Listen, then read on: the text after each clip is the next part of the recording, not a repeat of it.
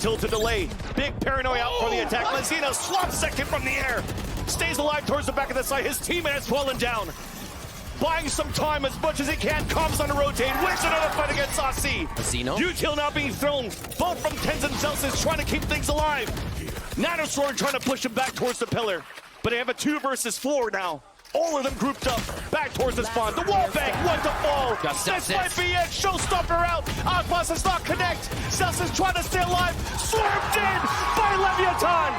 It took a while, but Leviatán will win. Lotus. The Leviatán beat Sentinels 2-0, including an incredible game on Lotus, 19-17, which included the new kill record for VCT of 47 kills in one map. So I'm going to try my best to tell the story of this game without this video being an hour long, because it easily could be. So let's quickly try and dive into some things that happened. Let's start near the beginning of this game with some early rounds where Sentinels were really struggling. See, now at A.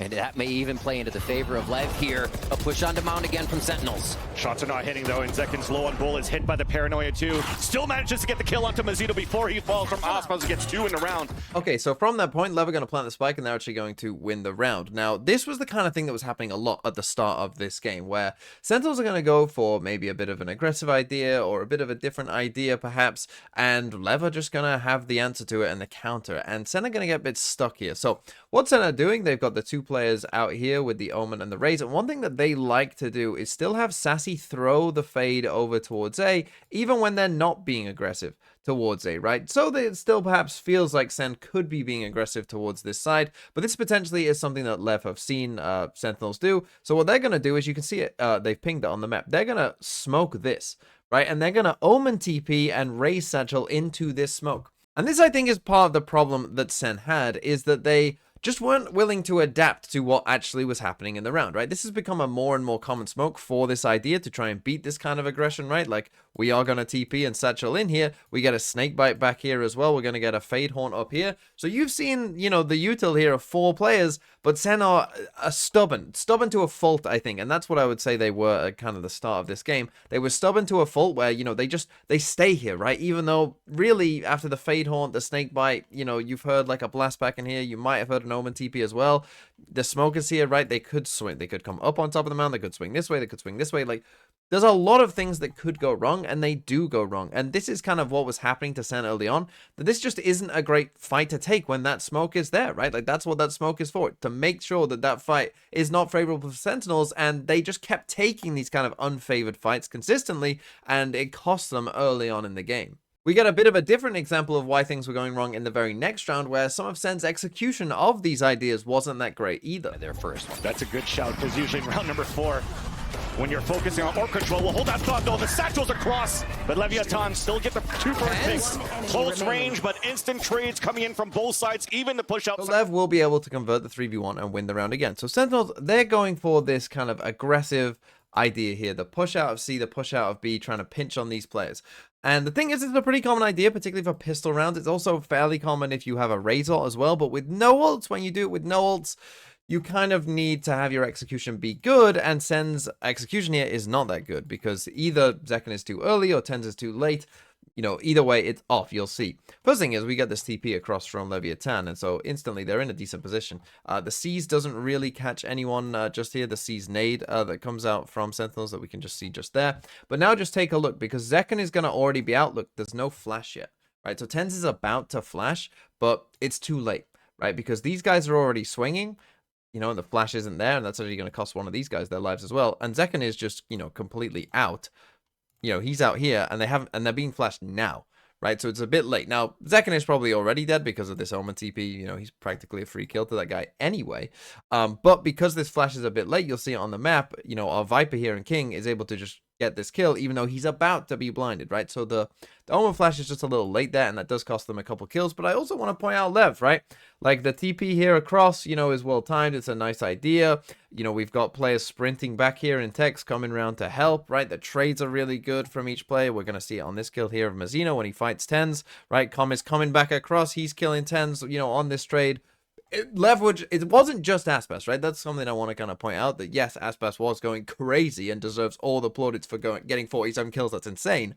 But also the rest of the team did play well, right? It wasn't just a one-man army. The rest of the team was playing very well. So if Sen was struggling big time, we'd end at a 9-3 half, but then flip on over to the attack side, and Sen have won a pistol round and the second round, but now they have a really good plan for their bonus round as well, because they've been able to get the result here for Zekken, and their plan here is really, really good. And this could work out very well. The wall's going to be different here. It seems to be for Baby Door in Heaven, so Sentinels potentially just wants to fight inside this B site for a plant, but so far a little bit of util is keeping them at bay. There's that wall finally up, Showstopper to clear it out. Now all the way towards the back, Boombot misses, but Elise sees, and then the Showstopper gets the pick. So phase one of the plan, very, very simple, right? We're just going to go be with our result here. Really nothing too special going on just there, but it works, right? It gets them the site, and that's really all they need for this round, as we'll see in just a second, because when the result gets a kill as well, really nice season here on Calm as well, so he can't escape. They get the kill. We're into a 4v5. But now what they're about to do is very, very cringe, but very smart for something like a bonus round where we don't have as good weapons. From how we saw it first half, retake from Link and Heaven, but Baby Door, will they be able to take down Saucy? Because they have lower guns here for a couple of them. You want to stay inside that site. That's the Stinger, and also Tan's working in tandem. Both of them dropped by Aspas. 6 cents coming in from the duelist, even a third in the round. 22 HP remaining, paint shells across. Lineup Larry by John Cutie. As Aspas is at 1 HP. Was going inside the decay of the wharf. That slows the clock down for a bit.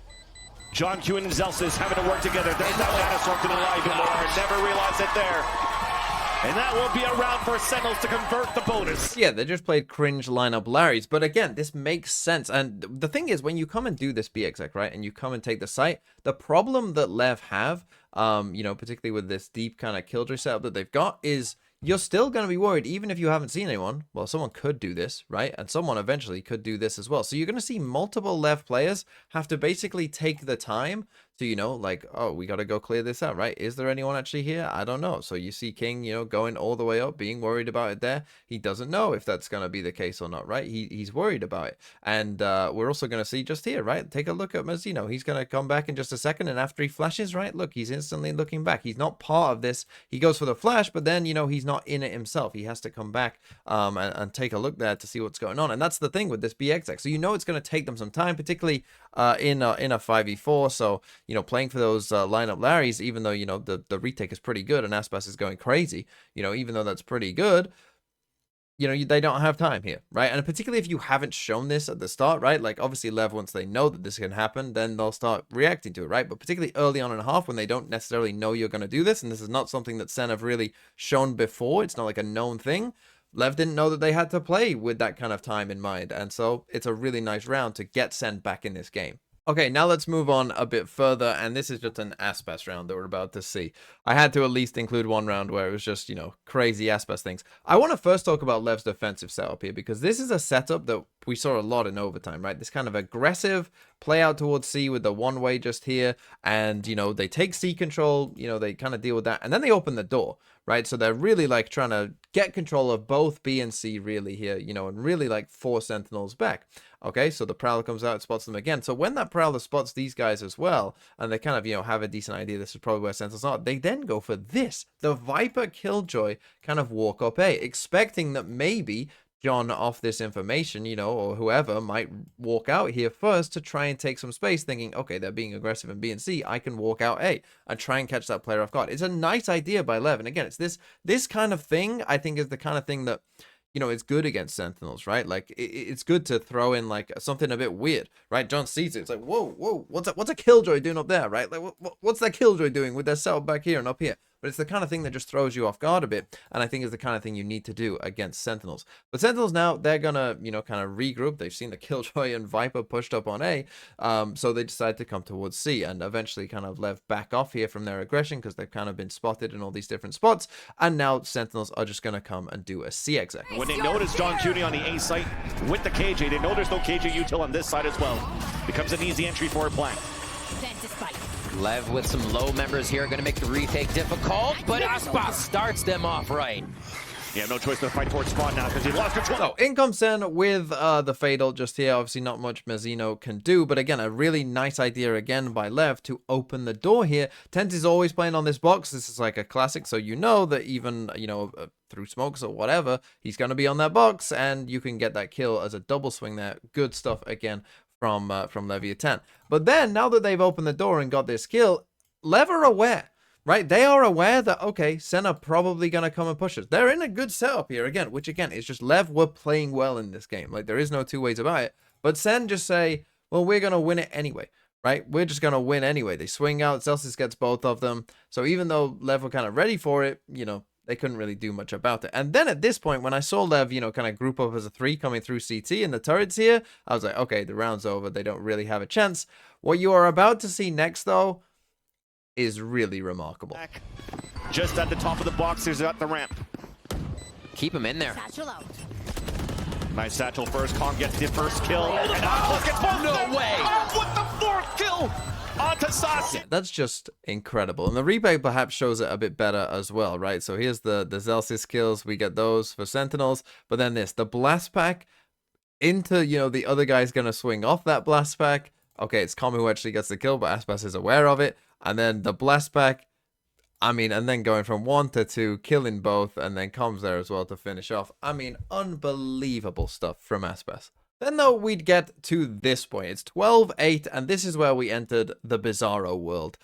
Because what we're about to see is crazy. Again, Lev go for this same aggressive play towards C with Aspas and Mazzino out here, but send everyone at it this time, so they just can't win the fight. As soon as they see the Omen Flash, they have to get out. The Razor comes in, second hits the corner of the wall. They don't quite have it, but Sen is still just gonna send it on C. This time they're just gonna use their Killjoy lockdown, right? No big deal. We're still gonna get the site. Eventually a Leviatán have to back up, and they will get the spike down. Now here's the thing, Leviatán do have a Killjoy lockdown of their own, right? So Sentinels know this, and this is going to become, you know, kind of important for how the rest of this round plays out, because obviously Sentinels are going to want to play against that. Now here's the thing, they did go for this Fatal here, and I did think maybe this was slightly mistimed by Sassy, because it's not really helping them, you know, break that Killjoy lockdown, because it's not in yet. You know, Lev actually aren't even in position yet to go for it. Perhaps Sen thought that, you know, these rotates would have all been in at this point, but they can't really like go super pushing deep either with it. So I thought maybe this was a bit premature from Sassy to pop this, but now you're going to see Sen, they're going to try and, you know, fight this lockdown essentially, and you know, not let them have this lockdown. But they can't win those fights. Early, because they're expecting Lev to just push in. Yeah, especially that the lockdown got used. Now they'll keep him at bay for a bit, but here is a winning moment, or a key piece is Tex. Tex with the lockdown. Come! With support now, dropping the players trying to fight back towards the waterfall. Numbers dwindling for Sentinels. It's up to John Cuny and Celsius. They're taking all these fights. There's that lockdown. There's some free space towards the back. There's no util to throw here for Leviatán. There's deniability, delays here with the snake bite. Both of them pinned towards the back of the side. There's that first swing. Second shot coming through. Right down for John Cuny, and it works! Laying down the law, John Cuny saves the round for Sentinels. And not really much to say about that one, but then we got a similar sort of thing happening in the very next round when Sentinels went for a B split. Now getting ready to break that door. Boombot now to clear it up. There's that first blood. Instant trade. Comp waiting on the other end. Hit by the paranoia. Turns around on the reload. John Cuny got caught there. Couldn't reload fast enough, and Comp gets the pick. Pawn to get information. It's not cleared once again. Such a tight space, but he finds so much room. Now Celsius trying to save the round for Sentinels. A 2 versus 3. Celsius swinging out here. Wins it against Comp. Aspas with the backstab. King gets that pick. Tens? It's all up to tens. It's One smoke. Shrouded step, jump spot from Aspas. There's that first headshot, the top of the pick. And the flicker cross with a Red Bull clutch. Another one coming through for Sentinels. Yeah, not really much to say about it in terms of analysis. I just wanted to show it because it truly was a bizarre game that we were witnessing at this point, and Sentinels would manage to take us to overtime. Okay, and now let's quickly come to some overtime rounds. And I'm just going to show you some of, like, I mean, it was crazy, right? This game went on forever. But let's take a look at round number 29, where in this one, what's going to happen is Sen are on the defense side. They're going to go for this kind of aggressive C hold again, which both teams were doing a ton in overtime just here. But I just want to quickly show you the adaptation that Sen had made at this point in the game, right? So take a look at this. Because again, it's like we saw in the first round, you know, where we got the smoke out here and Sen are trying to fight this time with 3 players. They send the boom bot though through the smoke, right? So therefore they know that this isn't real. This one's just a fake, right? So there's this time they know no one's in there, and you'll see again that this will play out later on where, you know, they're then are running through the smoke. Like, you know, there's different adaptations upon adaptations in this game, but this was the kind of round, and we'll see it later on as well with the round I'm going to show you,